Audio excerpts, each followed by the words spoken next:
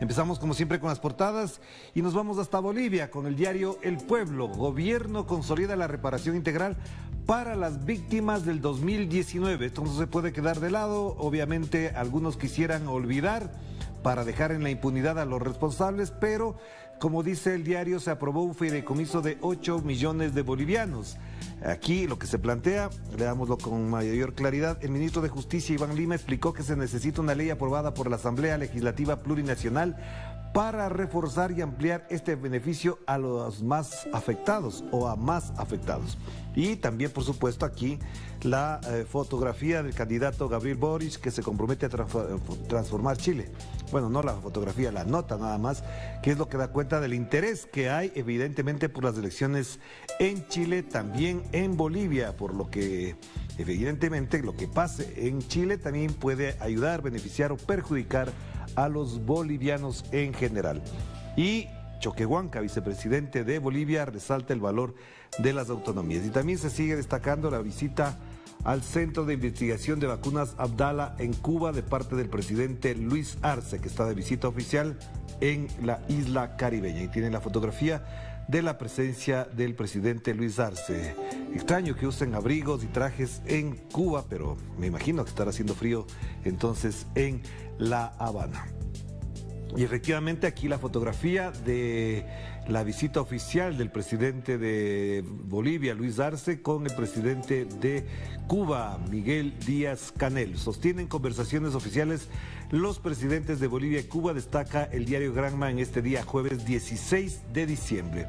Y la fotografía, por supuesto, todo el rigor diplomático y protocolario para la visita. Ahí tienen ustedes, leamos lo que dice aquí en el primer párrafo. El presidente de la República de Cuba, Miguel Díaz-Canel Bermúdez, sostuvo este miércoles conversaciones oficiales con el presidente del Estado Plurinacional de Bolivia, Luis Alberto Arce Catacora, quien realiza una visita oficial a nuestro país tras participar en la 20ª cumbre del ALBA TCP. Información importante.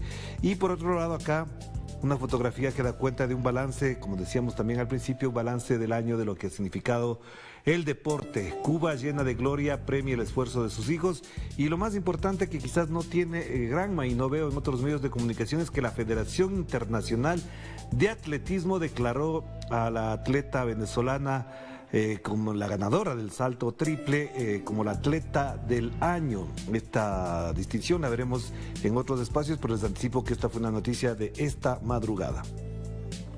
Veamos ahora lo que dice el diario El Mercurio. Estamos pendientes, por supuesto, porque se acercan las elecciones de Chile. Este domingo 19 de diciembre los chilenos definirán su futuro al escoger entre el señor Gabriel Boric, del centro izquierda hacia la izquierda, y el señor José Antonio Kast, de la derecha. Pero el titular principal es: Banco Central pronostica un sombrío panorama para los próximos 2 años y hace un llamado a la responsabilidad fiscal.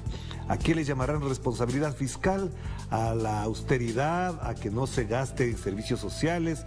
¿A qué será? Pero bueno, ya sabemos que efectivamente el próximo presidente tendrá estas dificultades. En la parte inferior, la campaña electoral, el cierre de las campañas. Kast enfatizará en el país que queremos construir y Boric llamará a votar para vivir mejor.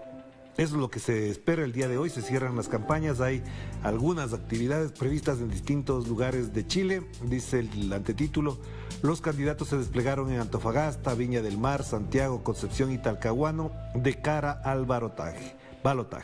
Mientras Parisi arremetió contra el programa del candidato del Frente Amplio, Partido Comunista, lo instó a una reestructuración completa y aseguró que para financiar sus propuestas le va a pegar manotazos a las cajas de la AFP. Esta es la campaña de la derecha que sigue, insisto, el diario El Mercurio mantiene esta postura. Y una fotografía súper interesante, bonita, así será la inauguración de los Juegos Olímpicos de París. Así será la inauguración de los Juegos Olímpicos de París. Miren eso que está recreándose ahí. Pasamos al diario El Universo y lo vamos a comentar porque lo ocurrido el día de ayer en otro momento, en otro gobierno, habría sido un escándalo mundial, pero parecería que se cuidan tanto el diario El Universo como, miren, el diario El Comercio. Nos dicen casi nada. El Comercio al menos no dice absolutamente nada del escándalo de los narcogenerales. Ahí hay dos problemas. El uno es que efectivamente se sospecha, porque el señor embajador de Estados Unidos en el Ecuador ha declarado que existen narcogenerales, oficiales de alto nivel de servicio pasivo como el servicio activo vinculados al narcotráfico. Y es más, el día de ayer se confirmó, lo puse en mi cuenta de Twitter, que 19 generales de la policía habrían puesto a disponibilidad su cargo, lo cual quiere decir que el presidente Guillermo Lasso puede considerar su retiro, es decir, sacarlos de la policía. ¿Qué dice el Universo? La ministra Alexandra Vela pidió que la Contraloría revise los bienes de los generales de la policía. ¿Les va a revisar los bienes y con eso ya resuelven el problema? Pues no. Y aquí hay un elemento más. Al general Víctor Arauz y a su familia se les canceló ayer la visa a Estados Unidos, dijo su abogado, por información que según él la Policía Nacional entregó a la embajada. Es decir, que aquí quien manda es la embajada de los Estados Unidos, es la que decide con su figura de retirar la visa un castigo para quienes supuestamente están involucrados en eso. Víctor Arauz fue quien denunció al actual comandante de la policía por una serie de irregularidades que en su momento se conocerían y que no han pasado a eso. Aquí lo que se plantea es que el embajador de Estados Unidos, Michelle Fitzpatrick, es el que define y se mete en los asuntos internos del país. La respuesta del gobierno ha sido que le pidan información. Lo que han dicho actores políticos como por ejemplo Rafael Correa en su cuenta de Twitter es que quien se inmiscuye en los asuntos internos del país debe salir del país. En otro momento habría sido un gobierno soberano, queremos decir, el momento para decirle al señor Fitzpatrick, por favor retírese o llame a consultas también a su embajador en Estados Unidos, su embajador en este caso, porque está metiéndose en asuntos internos del país. Lo que destacan el diario El Universo como El Comercio es que Steven Aro ganó la edición 38 de la Vuelta Ciclística al Ecuador. Ahí se observa cuando llega al monumento a la mitad del mundo. Efectivamente fue un acontecimiento importante. El escenario de la mitad del mundo se constituyó en el lugar para el arribo de los ciclistas en la edición 38 de la Vuelta Ciclística al Ecuador. Por eso, acá, por ejemplo, Aro, el mejor de la Vuelta al Ecuador. El ciclismo ha adquirido una gran importancia en la atención deportiva y en la actividad deportiva de los ecuatorianos y de las ecuatorianas. Ahí dice el imbabureño Wilson Steven Aro del Team Pichincha, fue el ganador de la Vuelta Ciclística al Ecuador. En el 2022 se unirá a un equipo continental este joven ciclista ecuatoriano que representó a la provincia de Pichincha y que llegó a la mitad del mundo, un lugar administrado por la prefectura de Pichincha, que además fue vestido ayer con los colores del equipo de Pichincha, y eso ocasionó una reacción en todos aquellos que todo lo que haga la prefecta Paola Pavón constituye para ellos un problema. Pero si se tratara de la alcaldesa de Guayaquil, que no aparece en ninguna parte de las portadas, que se va de vacaciones 20 días cuando hay problemas en la ciudad de Guayaquil con inundaciones, pues ahí sí no pasa absolutamente nada, porque ella pertenece al mundo, a la élite política del comercio y del universo. Lo más interesante, variante Omicron prueba la efectividad de las vacunas. Tan obvio el titular que no da ni siquiera ganas de leer la nota. Pasemos a esto porque esta fotografía da cuenta de algo que posiblemente en el mundo del periodismo, en el mundo de los medios, llama la atención y tiene que ver con la sucesión en el diario La Nación de Argentina. Página 12 destaca la fotografía en la que se ve, vamos a leer mejor, en el marco de la disputa por la propiedad del diario La Nación, planteada por la actriz Esmeralda Mitre, alrededor de la sucesión de su padre, la Inspección General de Justicia aceptó su denuncia sobre, ojo con esto, sobre la existencia de 2 fideicomisos en el exterior no inscritos en la Argentina, y exigió que la empresa exhibiera los libros y documentos necesarios para identificar a los verdaderos accionistas. De nuevo, la plata de las grandes fortunas de emporios como La Nación de Argentina no está en Argentina ni en Buenos Aires, está fuera del país, y por lo tanto, ¿cómo se puede valorar una herencia, una sucesión, si no se cuentan con los registros contables dentro del país? Los Pandora Papers se quedan cortos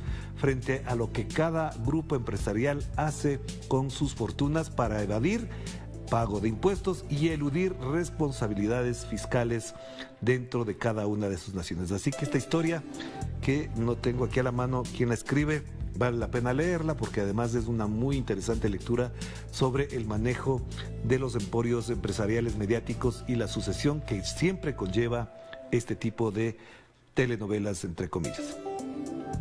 El diario El País, a propósito de la tercera dosis de la vacuna que llegará a los mayores de 50 años, dice que ya está. Los técnicos de sanidad avalan ampliar la inyección de refuerzo, la tercera dosis, para paliar. El día de ayer en España, lo cual no está en la nota, no se ve en ninguna parte, hubo 27,000 contagios.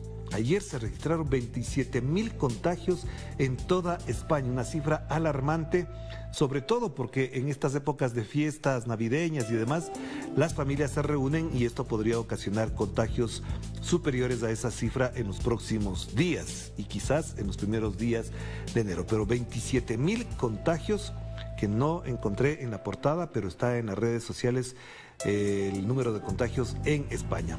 Y la otra noticia dura, fuerte, fue 4 de cada 10 hogares pagan más cara la electricidad que en el 2018. Ayer incluso hubo un récord de pago o de cobro, o de tarifa, como lo quieran llamar, de más de 300 euros, si no me equivoco, no tenemos aquí la cifra, sí, aquí está. La escalada de la electricidad en el mercado mayorista, donde han pasado de 50 euros por megavatio hora a 300 en menos de un año, es decir, es la cifra récord de pago, 300 euros por megavatio hora.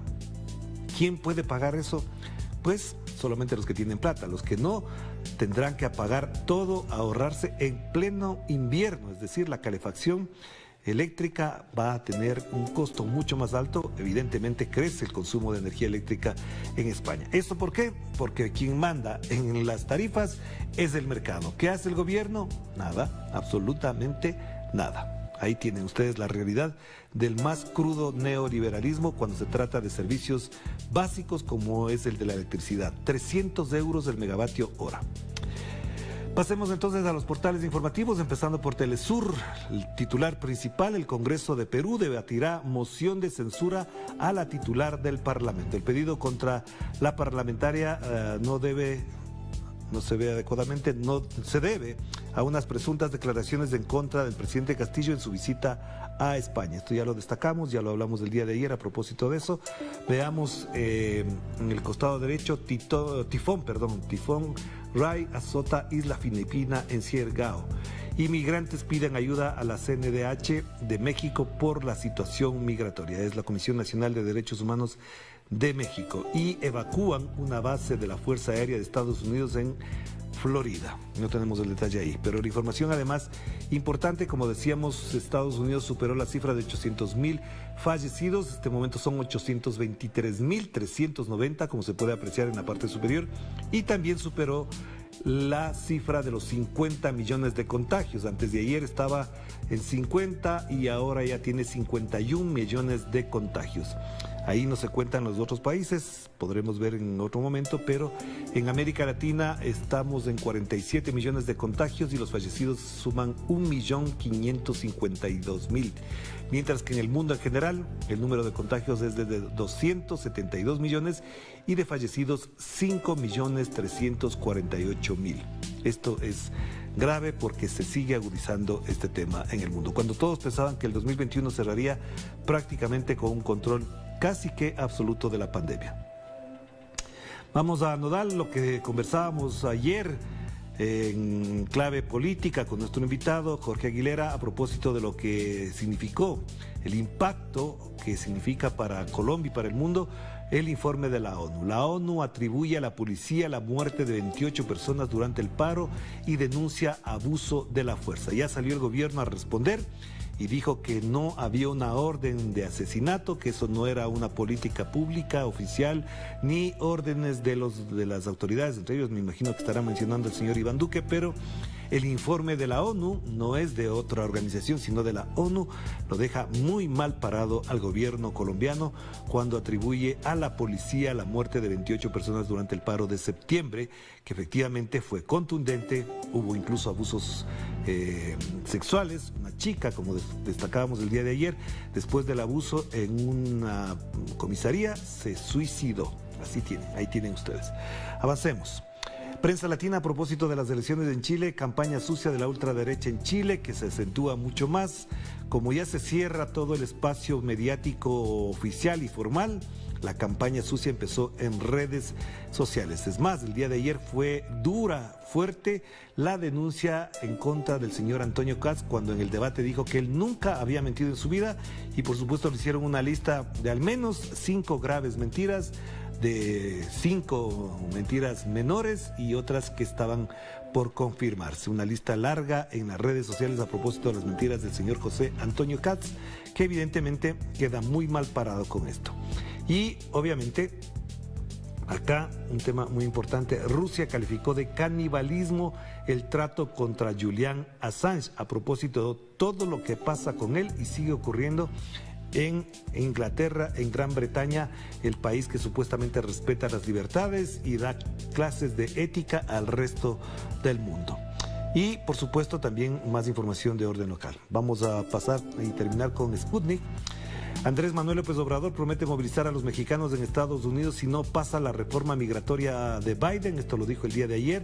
Ha generado gran debate. Hay una gran atención a propósito de esta reforma que fundamentalmente plantea, por una parte, no perseguir, convertirse en objeto de persecución migratoria a quienes residen por muchos años ya en Estados Unidos y por otro lado establecer políticas comunes para la atención y la relación entre Estados Unidos y México en cuanto a la migración. Y aquí lo que decíamos de la respuesta de Colombia. Policía de Colombia afirma que no ha masacrado a nadie tras el informe de la ONU. Entonces los muertos fueron puestos caídos del cielo y Colombia ni se enteró. Es decir, la policía no hizo nada para que murieran 28 personas. Ahí está la respuesta del gobierno y de la policía colombiana. Nos queda solamente esto y ahí tiene Reporteros Sin Fronteras, registra un récord de periodistas detenidos en el mundo.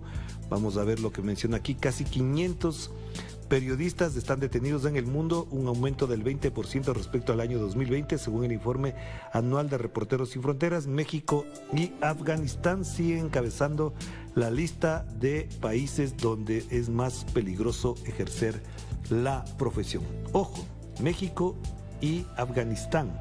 Veamos cómo se reacciona con respecto a esto. Y finalmente, Estados Unidos sanciona a personas de Brasil, China, Colombia y México por narcotráfico a propósito de lo que también está pasando, por ejemplo, en Ecuador y que aquí no se menciona.